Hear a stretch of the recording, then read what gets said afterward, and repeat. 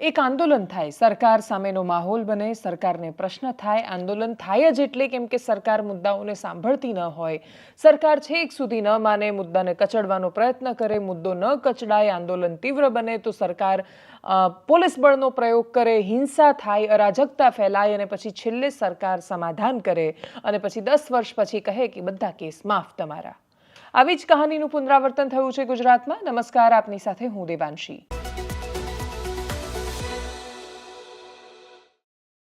વર્ષ 2015 પાટીદાર આંદોલન, હાર્દિક પટેલ સહિતના નેતાઓનું ઉભરીને આવવું એ સમય હતો આખા રાજ્યમાં આંદોલનોનો. એક પછી એક જાતિના નેતાઓ સામે આવીને આંદોલન કરી રહ્યા હતા. એ સમય એવો હતો કે જેમાં આખા દેશમાં ઘણા બધા ટ્રાન્ઝિશન થઈ રહ્યા હતા. પણ કેટલા સરળતાથી તમે એ હસ્તાંતરણ કરી શકો છો એના પર નજર હોય છે. નરેન્દ્ર મોદી ગુજરાતના મુખ્યમંત્રીમાંથી દેશના પ્રધાનમંત્રી બન્યા હતા. એમણે પોતાના વારસદાર તરીકે ગુજરાત રાજ્ય કોના હાથમાં સોંપીને જવું છે, એમને કયો ચહેરો, કયો હાથ સૌથી વધારે મજબૂત દેખાયો, તો એ આનંદીબેન પટેલને હતો. ગુજરાત રાજ્યને પોતાના પહેલા મહિલા મુખ્યમંત્રી બન્યા હતા. પાટીદાર સમાજના ઘણા બધા નેતાઓ એ વખતે, જે લોકો એ વખતે ટ્રેડિશનલી નેતા હતા, એ નેતા નહીં જે 2015 પછી ઊભા થયા, એ કહેતા હતા કે અમારી પટેલની છોકરીએ વટ રાખ્યો છે આખી જાતિ અને જ્ઞાતિનો. અચાનક જ કશુંક થયું અને એ કશું કેટલું વધ્યું કે એ અનામત આંદોલન સુધી પહોંચ્યું. અનામત વર્ષોથી પાટીદારોને નહોતી મળતી અને કોઈ પણ સવર્ણ જ્ઞાતિને નહોતી મળતી. એક સમય એવો હતો કે અનામત આપવાની સામે પાટીદાર સમાજે આંદોલન કર્યું હતું. એ જ પાટીદાર સમાજને સમયની જરૂરિયાત પ્રમાણે અનામત માટે લડવાનો વિચાર આવ્યો અને એ વિચાર આખા સમાજે સ્વીકાર્યો. 25 ઓગસ્ટ 2015નો એ દિવસ, લાખો માણસોની ભીડ, અને લાખો માણસોની ભીડે ભરોસો કર્યો હતો 23 વર્ષના એક છોકરા પર, જે છોકરાનું નામ હાર્દિક પટેલ હતું. હાર્દિક ભરતભાઈ પટેલ, વિરમગામનો એ છોકરો પાટીદાર સમાજની ઓળખ બન્યો. પણ આંદોલન જ્યારે થાય, ભીડ જ્યારે વધારે હોય, ત્યારે એ ભીડ અનિયંત્રિત થતી હોય છે. ભીડને સંભાળવી કે પછી એને મેનેજ કરવી એ એટલું સરળ નથી હોતું અને એક હદ પછી એ અશક્ય બની જતું હોય છે. આંદોલન જ્યારે અરાજકતા બાજુ વળે ને હિંસા તરફ વળે, ત્યારે રાજ્યમાં શું થાય? રાજ્યમાં અશાંતિ થાય, ચારે બાજુ માહોલ બગડે, 144ની કલમ લગાવવી પડે, લોકો ભેગા ન થાય એનું ધ્યાન રાખવું પડે. પોલીસે ખૂબ માર્યા, ઘરમાં ઘૂસી ઘૂસીને પટેલના છોકરાઓને માર્યા. ઘરમાં ઘૂસીને એ સ્ત્રીઓ છે એમને હાથ પકડીને બહાર કાઢવામાં આવી. અમદાવાદના પૂર્વ વિસ્તારની સોસાયટીના દ્રશ્યો હોય કે સુરતના દ્રશ્યો, એ આજે પણ જે લોકો એનો ભોગ બન્યા હતા એમને યાદ હશે કે પોલીસે કેટલું અમાનવીય વર્તન કર્યું હતું એમની સાથે.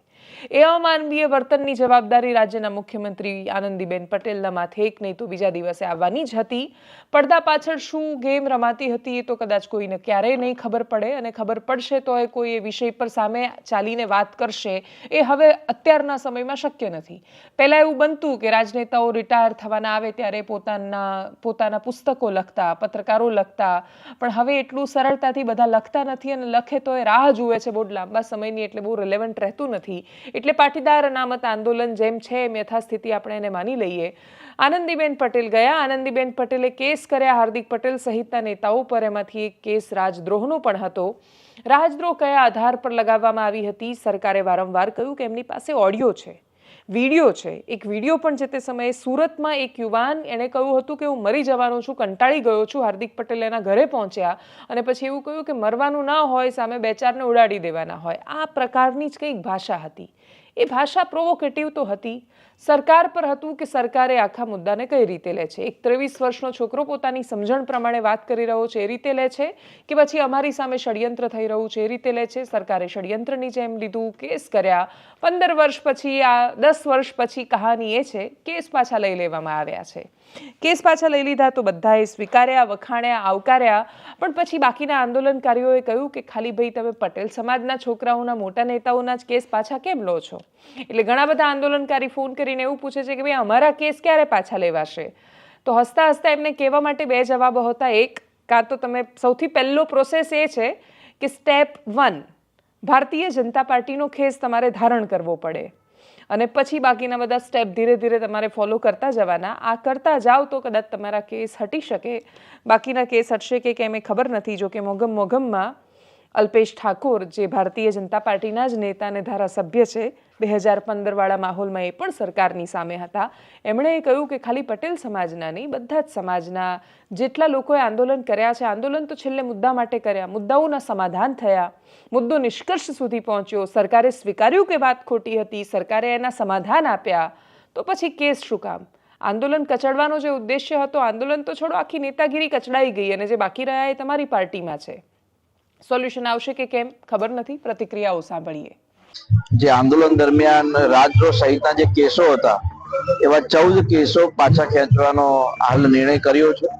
એટલે આજે પુનઃ એકવાર ધાંગધ્રા મારા માટે સુકન્યાળ સાબિત થયું છે અને એની અંદર એ કેસોમાં લગભગ કલોલ, મહેસાણા, સુરત અને અમદાવાદ એવા લગભગ 14 કેસો છે અને લગભગ 30 થી 35 યુવાનોને આ કેસ પાછા ખેંચાવાના કારણે લાભ થશે અને આંદોલનના કારણે જે બિન અનામત આયોગ નિગમ બન્યો, 1000 કરોડ યુવા સ્વાવલંબન યોજના બની અને 10% આર્થિક ધોરણે અનામતનો પણ લાભ મળ્યો. એટલે હું માન્ય રાજ્ય સરકારનો અને કેન્દ્ર સરકારનો વિશેષ આભાર પણ વ્યક્ત કરું. સ્વાભાવિક છે કે જે વ્યક્તિ આપણી વચ્ચેથી ગયું છે એને પરત લાવી શકીએ એવી આપણા કોઈમાં ક્ષમતા નથી, પણ એના પરિવારને મદદ કરવી અમારી ફરજ છે અને ફરજ અમે હરમેશ નિભાવીએ છીએ. આંદોલન માટેના કેસો હતા, આંદોલનકારીઓ ઉપરના કેસો પરત ખેંચવાનો જે નિર્ણય કર્યો છે, રાજ્ય સરકારને હું આભાર માનું છું.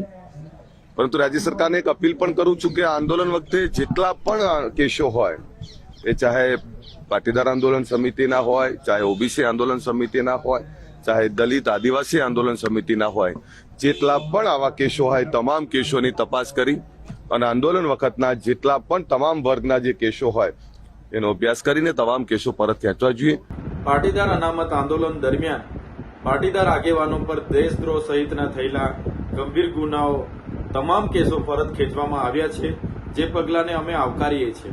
પરંતુ સાથોસાથ આદિવાસી, એસસી, ઓબીસી અને માઇનોરિટીના આંદોલનો દરમિયાન, વિદ્યાર્થીઓ, કર્મચારીઓના આંદોલનો દરમિયાન, ખેડૂતોના આંદોલનો દરમિયાન જે પણ કેસો સરકાર દ્વારા કરવામાં આવ્યા છે તેવા ગંભીર પ્રકારના તમામ કેસો ગુજરાત સરકાર પરત ખેંચે એવી અમે માંગ કરીએ છીએ. સમય હંમેશા આમ જ પલટાયા કરે છે અને જેનો સમય આવે એને પોતાના જવાબો મળી પણ જતા હોય છે. આગળ વાત કરીએ દેશના એવા સમાચારની, આમ તો દુનિયાના સમાચારની.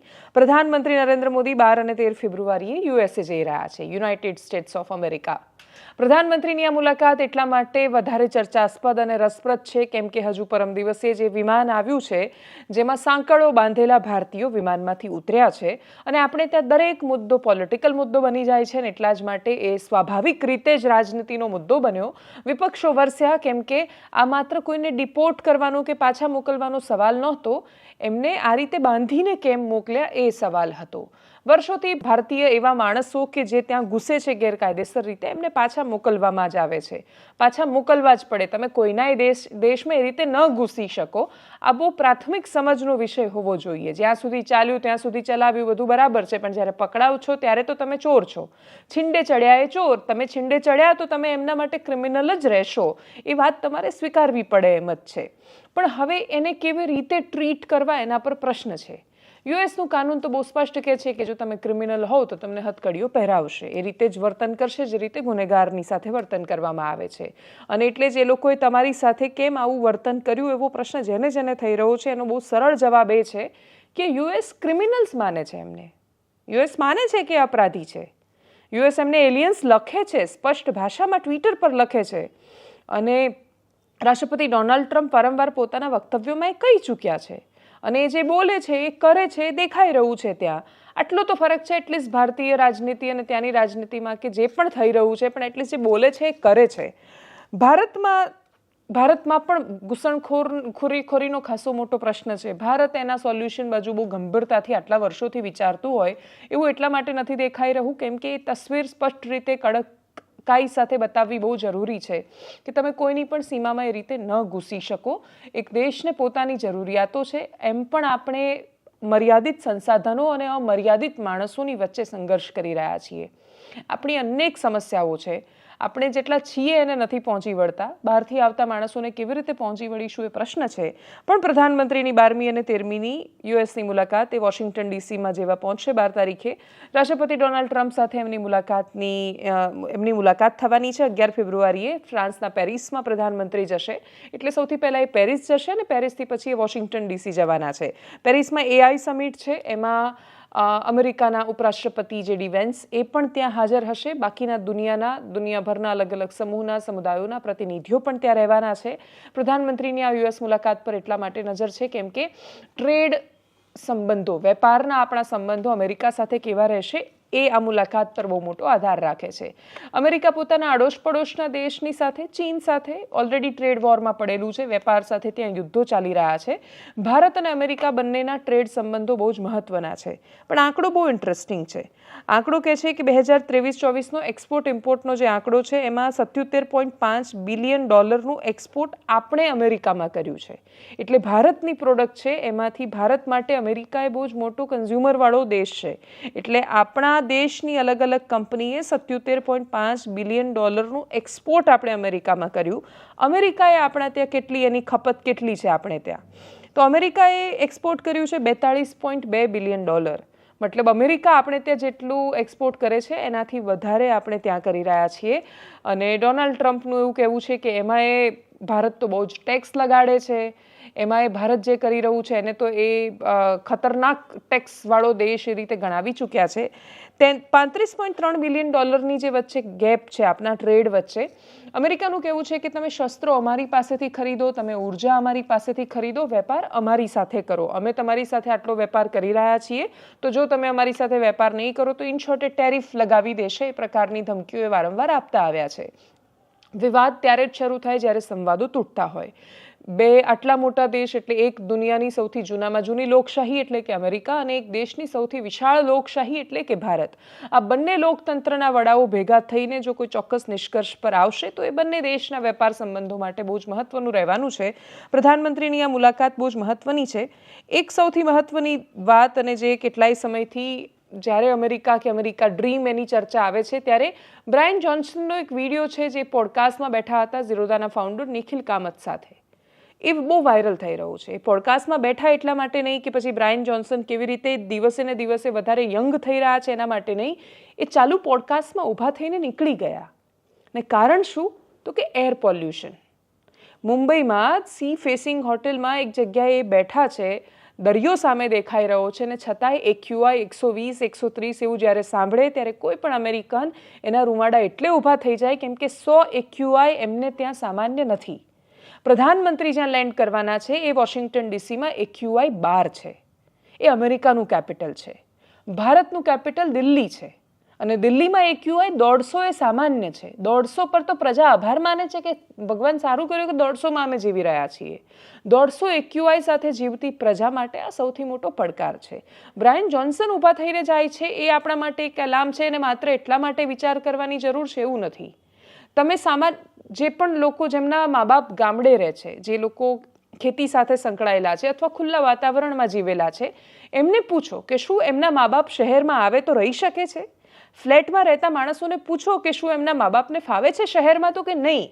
શું નથી ફાવતું? તો કે હવા અનુકૂળ નથી આવતી, પાણી અનુકૂળ નથી આવતું. ખુલ્લામાં રહેવા ટેવાયેલા છીએ, શ્વાસમાં ચોખ્ખી હવા ભરવા ટેવાયેલા માણસોને નથી ફાવતું શહેરોમાં. આ ભારતીય શહેરોની હકીકત છે અને ધીરે ધીરે ગામડું એ શહેર બાજુ આવી રહ્યું છે. એટલા બધા આપણે શહેરોમાં ભેગા થયા છીએ પણ આપણી પાસે શ્વાસ લેવા માટે ચોખ્ખી હવા નથી. આપણી ગ્રાઉન્ડ વોટરની હકીકત અતિશય દુર્દશાવાળી, ડરાવવાવાળી અને આપણને ચેતવી જવા માટે વારંવાર એલાર્મ વગાડે છે કે ગ્રાઉન્ડ વોટર કન્ટામિનેટેડ થઈ ગયું છે. એનો મતલબ કે પ્રદૂષણ ત્યાં ઘૂસી ગયું છે.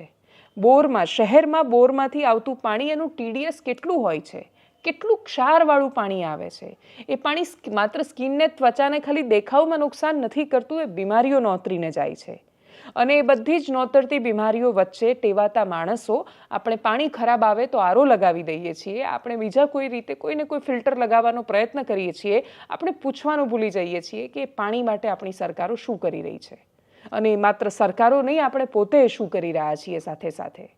એ રેઇન વોટર હાર્વેસ્ટિંગ માત્ર એક વિષય કે પછી એક સરસ મજાની થતી વાતો નથી. આપણે યાદ રાખવું પડશે કે એ જો એક જ પાણીનો સ્ત્રોત એવો છે વરસાદી પાણીનો કે જે આપણી પાસે ચોખ્ખું બચ્યું છે.